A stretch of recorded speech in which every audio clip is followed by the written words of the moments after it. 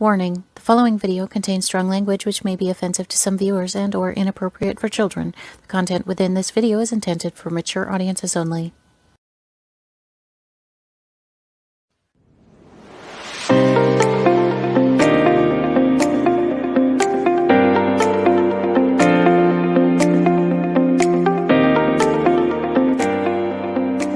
Tune in to Kaleidoscope Eyes with your host, Transman Lacrosse Ortiz. Every week, we will be touching topics within the LGBTQIA plus community.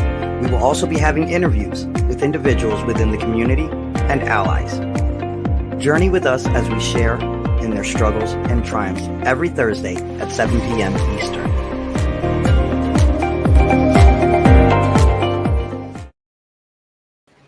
Hi, everybody, and welcome to Through Kaleidoscope Eyes. I'm your host, Lacrosse Ortiz, and this week it's going to be a little different. It's not going to be a crazy long show.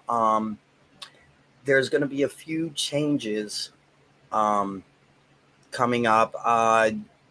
Won't be having as many. I mean, I'll still be having guests who will be coming on, but we're mostly going to be doing different topics. We're going to try getting more topics in. We're going to try getting more learning in. One of the stories I haven't told was basically my own. So I thought this week would be a good chance to kind of delve deep a little bit into myself and what I would like to see Kaleidoscope Eyes become. So I guess we'll just talk about me and talk about where it is, where I got to, and how I got here.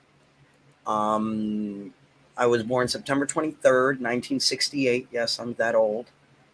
I was born biologically female, and but knew I was always different from childhood. One of my first earliest memories, I was about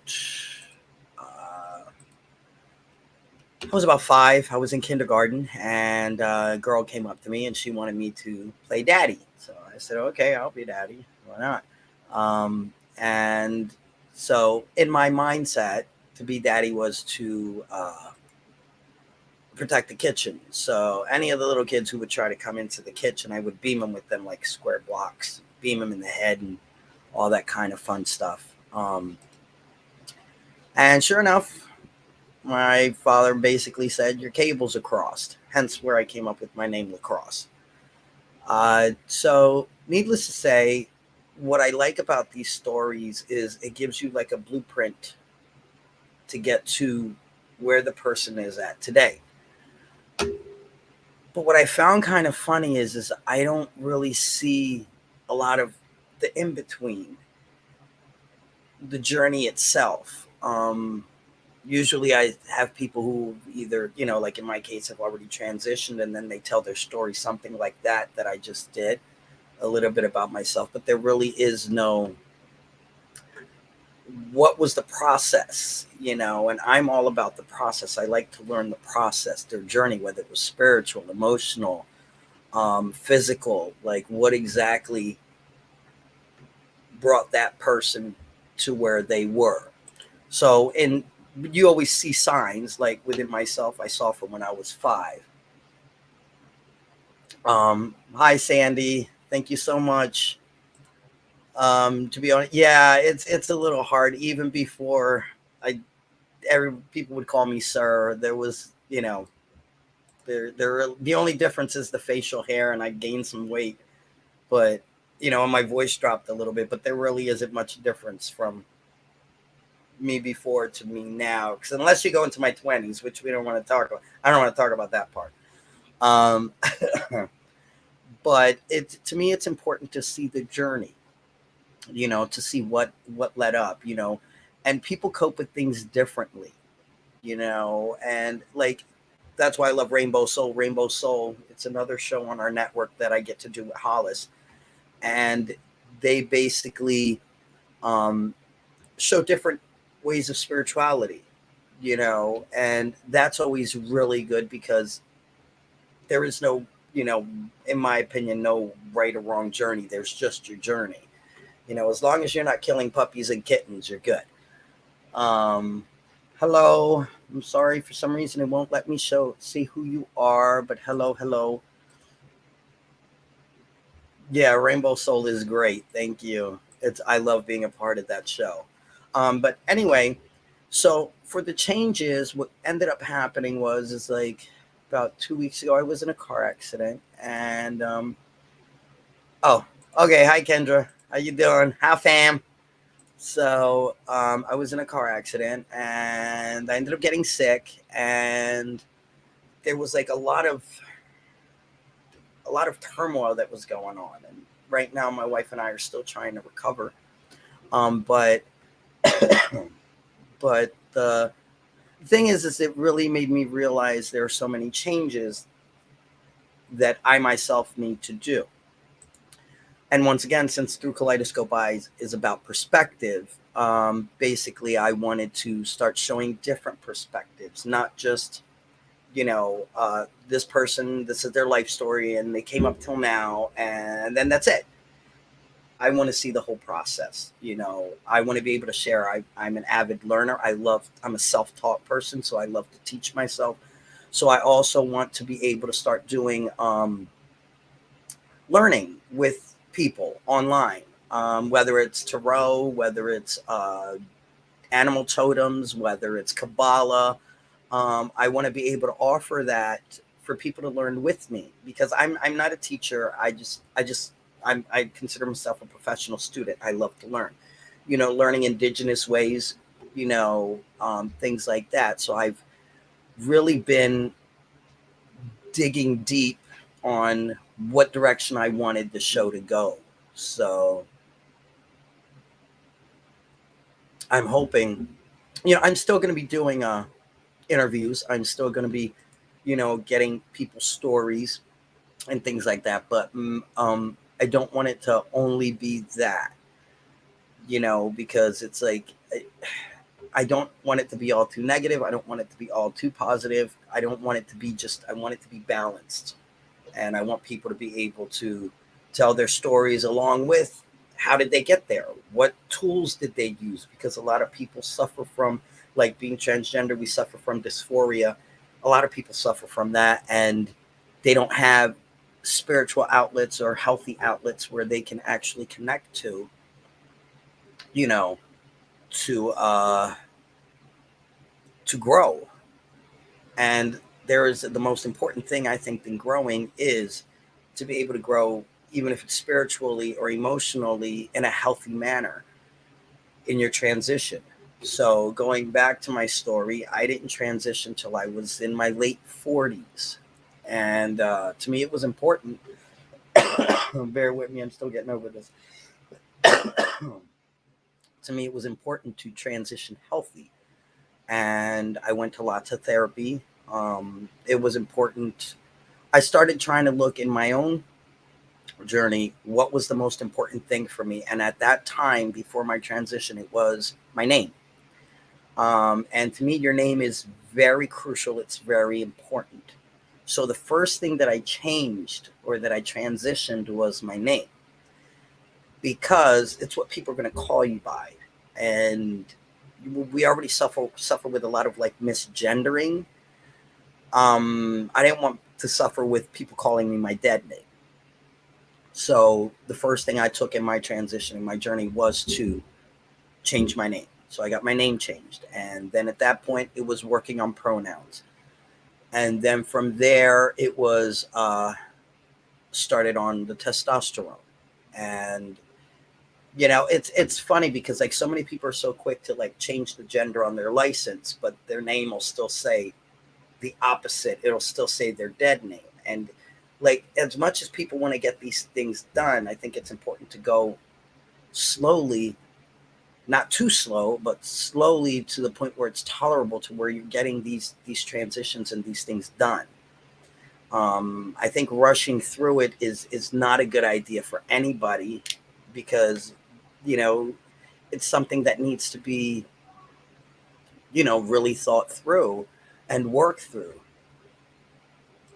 Did I have to legally change my name? Yes, I did. I had to legally change my name. My birth name or my dead name would not suit me at the moment. It's a little too feminine, and there's just no. It wasn't even a gender neutral name, so And sometimes if you have a gender neutral or a name that you can kind of play off, it's easier. But when you have a straight up, there's no way I could have played with that name. Um, but yeah, I think it's important for when before you transition, your name is important, and the thing on the license is relatively easy to get done. And once again, I want to reiterate, this is my journey. This is how I did it. This is what worked for me. I am not speaking for all transgender people. I am not saying everybody should do it this way. I'm just saying this is what worked for me. And if that can be helpful, for somebody wanting to transition, that'd be the best direction to go. Another thing is starting so late in age. I think a lot of people are scared to transition when they're older because they figure, oh, I'm too old. I already lived my life like this. So what's the point? I should just, be satisfied and just finish out the rest of my life like this. Or they're scared. There's a lot of reasons as to why people don't transition even when they're older. I decided it's better late than never. So it's better that I get to live at least the rest of my life with authenticity. So even being older in my late 40s, to transition was imperative and it was important. Um, oh, let me see which direction I'm going here. Bear with me. I'm still kind of hazy. Another thing was then after I got my name changed and started my hormone therapy, I started setting up for the surgeries. Now, here's the whole thing. Your level of transitioning is your level. Not everybody is going to transition the same way. Not everybody is going to actually transition. Some people will get surgeries, some people will do hormone therapy, and some people will not.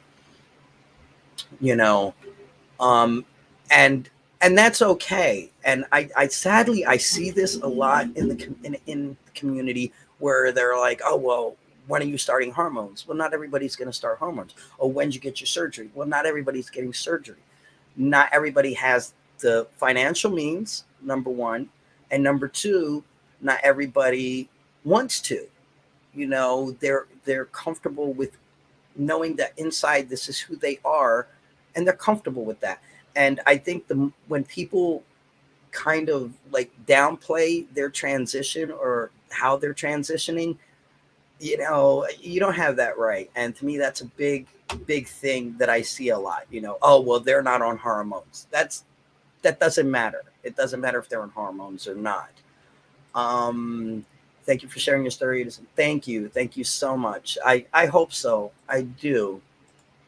Here, I think it makes sense to do the name change first too. Then you can legally change it everywhere, because some places will still have to legally use the dead name if they don't legally change it. Absolutely. That's another reason why it's so important, because when you go to a job, legally they have to use your dead name, whether you like it or not. They have to go through legalities. And yeah, it sucks and it causes um, a lot of dysphoria, but it's just much easier if that's like the first goal, like how it was for me.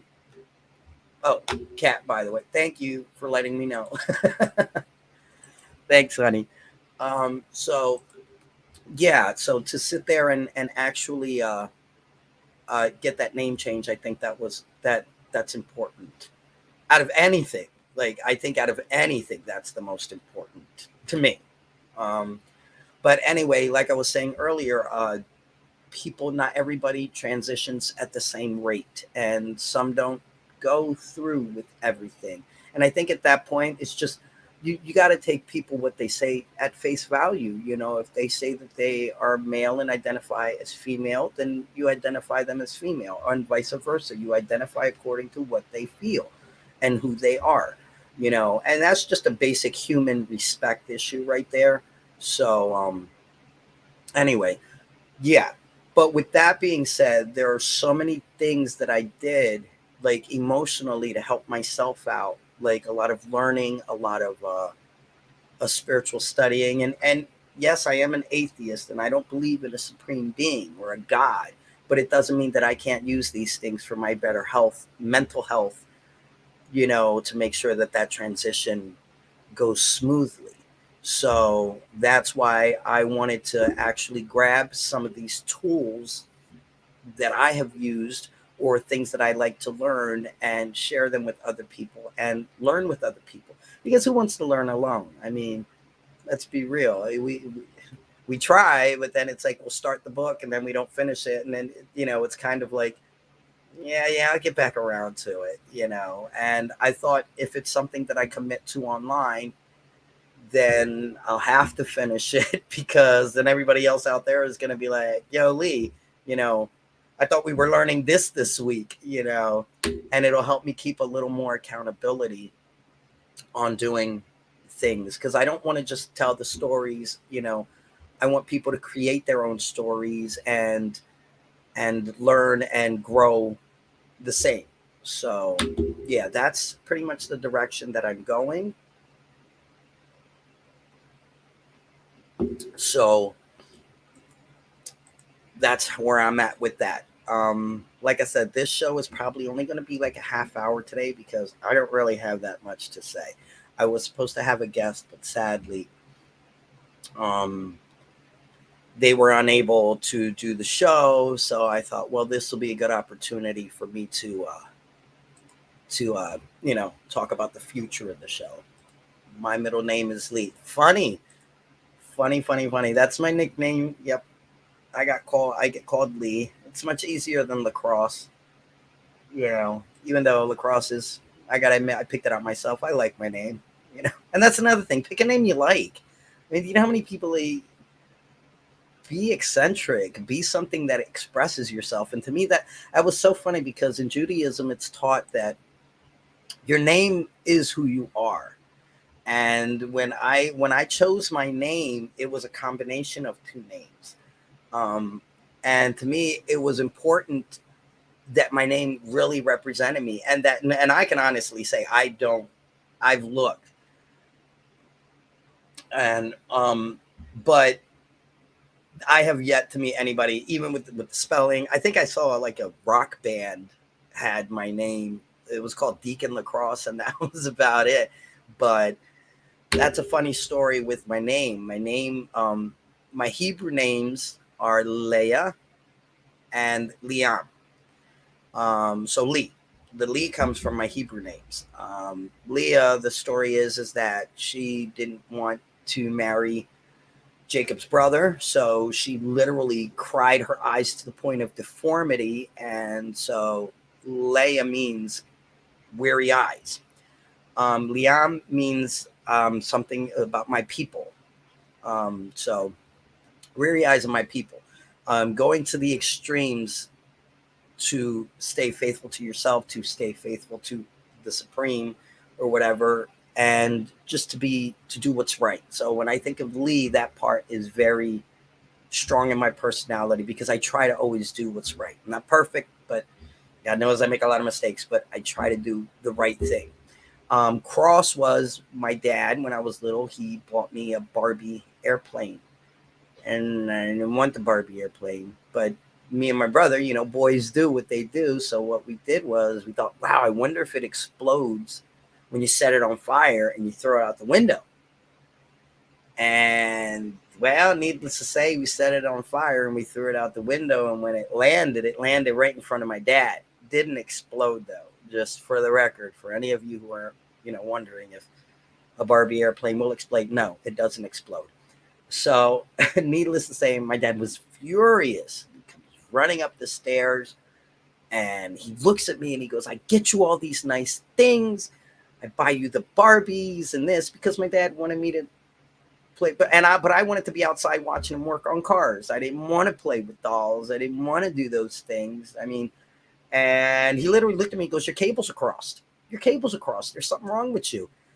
And in other words, that I liked boy things, I didn't like girl things. So hence, I changed the C to a K and lacrosse. And it just means I try to do right things, but my cables are crossed. And that's where my name came from. And then And like I said, to me, it was important to have a name that represented me, that when you think of that name, you're like, oh, yeah, that's lacrosse. So that's another thing I would like to tell my trans brothers and sisters. Please pick a name that's going to represent you, because when you speak that out, that's who you are. And your words are powerful. So it's important. So to me, it's a very authoritative name. It's strong.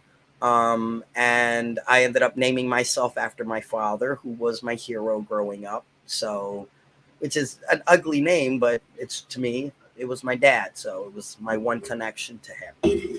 Well, not my one of many. Uh, so yeah, so that was important. So please, whatever you do, pick a name that's going to represent you, that's going to be strong for you, that's going to help you feel confident, that's going to help you feel empowered, that's and mean something. Don't just pick Bambi or something. I mean, I don't know. Unless you like Bambi, then I guess that's okay. But try to pick something that's going to be more down, down your way. It's going to represent you. Okay, so continuing forward. With that took a lot of thought and a lot of journeying, like spiritual journeying, for me to actually pick my name, a lot of reflecting, a lot of things like that. So going back, I want to share what processes I used, and I also want to learn new processes, because you got to maintain it. You can't stay in the same place. You can't, you have to constantly keep growing, and you have to constantly keep learning. I always say you arrive when you die. So the most important thing is to continue your journey. It doesn't stop with the surgeries. It doesn't stop with testosterone.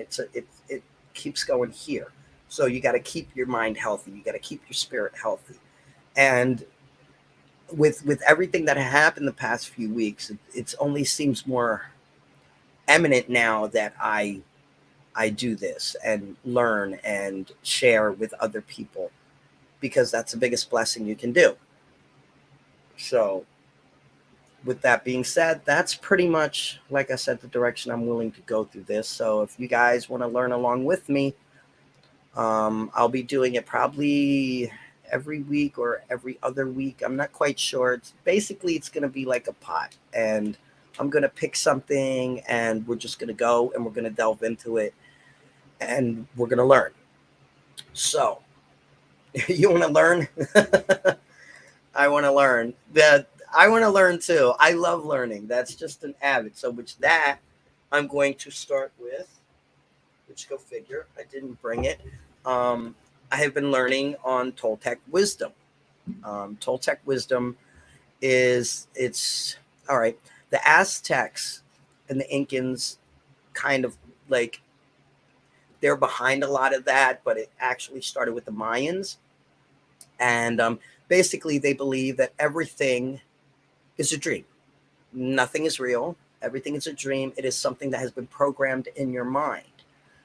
And to me, that was a hard blow, because we take things personal. Oh, thank you. Got my book. So this is the book I'm using, Everything Toltec Wisdom book. And then I'm going through. So yeah, it's Mesoamerica. And basically, they're the ones who did the pyramids. They the pyramids in Mexico. Of course, there's a big difference between that. So basically, what they do is they believe that everything is this dream, and you have to wake up from this dream. And everything in the dream was given to you. It was like forced into your head from childhood. Everybody lives a dream, and everybody is forcing their dream on each other, because everybody wants to be right. Now, which you see that running rampant, like with religion. How many times a Christian will be like, no, it's unless you believe in Jesus as your Savior and Lord, you're going to heaven. Even to the point the church ended up killing millions of people based on one belief system, a dream that they thought they were right. But at the end of it, the whole purpose is to wake from the dream, realize that everything that's happening around you, people don't do it on purpose. They don't do it personally to do it to you. It just happens. And because that's their dream and that's what they believe. And the minute that you can, the whole purpose is to wake up from the dream and not take it personal. That's the hard part, because I know me, I am a typical Latino, and I get pissed over, like, I take things personal. I do, and I try not to. And that's been a big, hard journey for me, to not take things personal and to realize that, even from the car accident, I took it personal.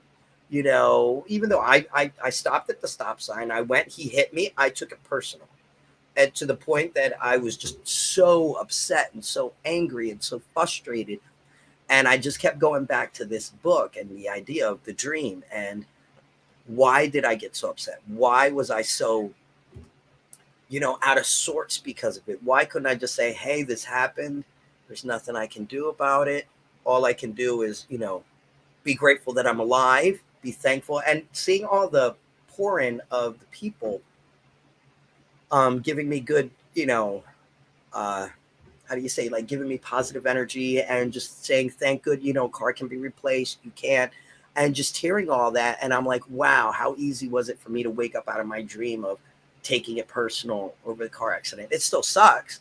Don't get me wrong. It still sucks that that happened, but it could have been a lot worse. So that was like a little wake up out of one of my dreams in a sense, So this is what I'm starting on, and it really has a whole lot of information here.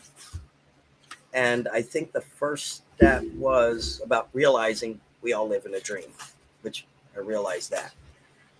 Another one is that there are three, where is it? I have to find it. Bear with me. There are three different types of animals that are represented: the snake, the jaguar, and the eagle. Okay. Well, the serpent. The serpent is, and the reason they use these animals is because the animals have uh, their their totems, yes, but they also have representation. And a snake, if you look at a snake, what does it do? Nothing. It eats, it sleeps, it does your basic. It does nothing. There is really no purpose for a snake. It doesn't really do anything. I mean, yes, it sheds its skin, symbology of transformation, but it is probably the most carnal, most animal there is, and it will just eat, shit, sleep. That's what it does. And you get the jaguar. The jaguar is a hunter, and that's the second animal. And I find it interesting that it says here, you are the stalker in the mastery of transformation. Your prey are the judgments, fears, and lies that have been programmed into your mind by others. So the jaguar is still grounded. It's still stuck on the earth, and it's still, it's like part, it's more free than the snake, but it because it can move, it can, it can think, it can do so much more, but it's still stuck on the ground. So it's still living in the dream. And then last you have the eagle.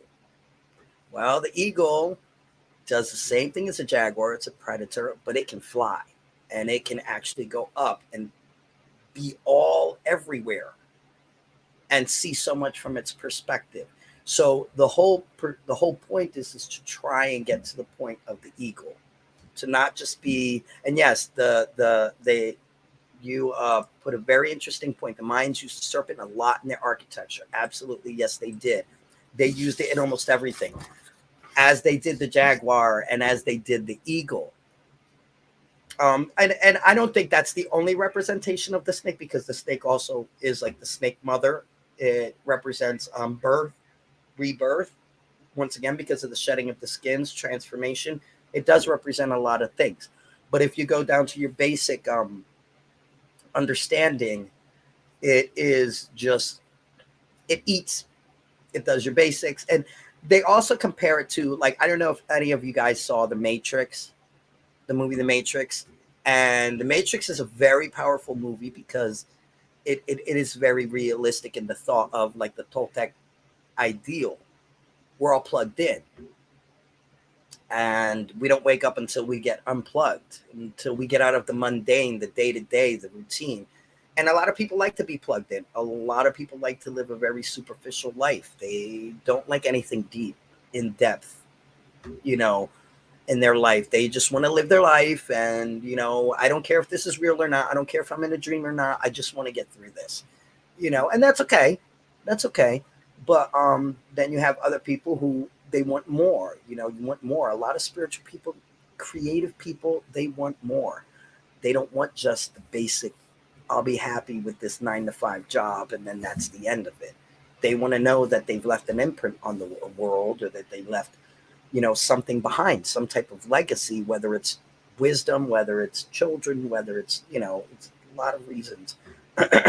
So this is basically the first part of what I've been trying to learn and hopefully share.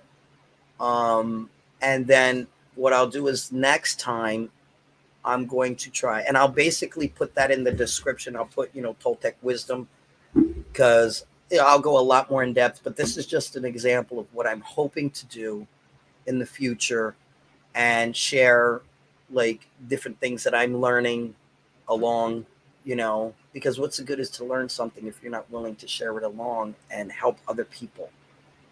That's hopefully my legacy. I want to be able to help other people.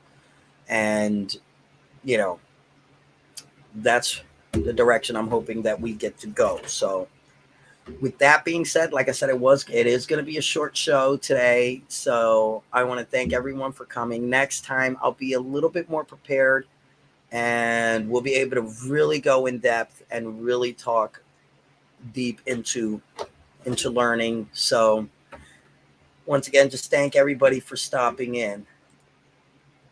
Nope, you can never learn too much. So, and thank you, Sandy, as usual, for coming in. And, you know, like I said, next week I'll be a little more prepared, because the cancellation kind of happened short notice, so it didn't really give me a lot of time to prepare. But next week I will definitely be more prepared.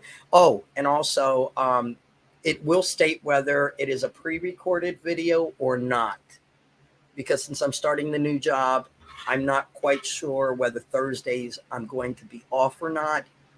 So I won't know till I actually start working. But either way, on Thursday at 8 o'clock, something, whether it's a pre-recorded lesson or it's a pre-recorded interview, no matter which way you look at it, it's going to be pre-recorded. So, or, you know, or I'll be live. All right. So I want to thank everybody for coming. Sorry that this was so short, but I will see everybody next week. You guys have a good one.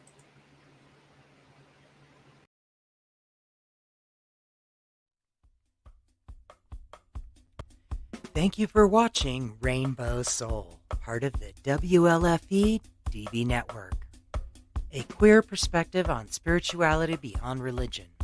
We appreciate you sharing the show on your timeline. Follow us on social media of your choice, and join our Facebook group, Rainbow Soul. We want to hear from you. Share your topic ideas for Hollis and Lacrosse. Explore upcoming shows and interesting guests. The Rainbow Soul Facebook group, where we build community of questioning seekers. Rainbow Soul, where spirituality is our medicine. WLFE Digital Broadcast Network is on TV. You can watch all of our shows on WLFE-DB.com. Check out our channels: Paranormal View for all of your paranormal type shows, LGBTQ Friends for all of our LGBTQ shows, Variety Unlimited for all other shows. It runs 24/7 right on WLFE-DB.com. You'll even catch the lives, all in one place. Never miss an episode, past or future. WLFE-DB.com, where our shows are your shows. Search for your favorite shows like Where's My Sage, Inside the Drag Closet, Across the Pond, Everything Yet Nothing, Paratalk Radio, Step into the Paranormal, The Creepy Parlor, Just Cindy, and more. Now you won't miss an episode. Remember, follow Facebook Live and YouTube Live. Make sure you subscribe and follow your favorite WLFE-DB radio shows.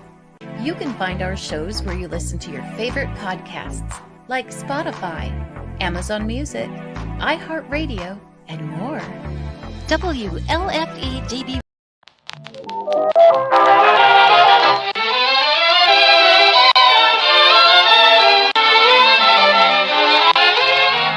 Thanks so much for tuning into this week's episode on Through Kaleidoscope Eyes. I sure do hope you enjoyed it. If you have any questions, feel free to reach out. If you haven't done so, make sure to subscribe to the show. See you next week.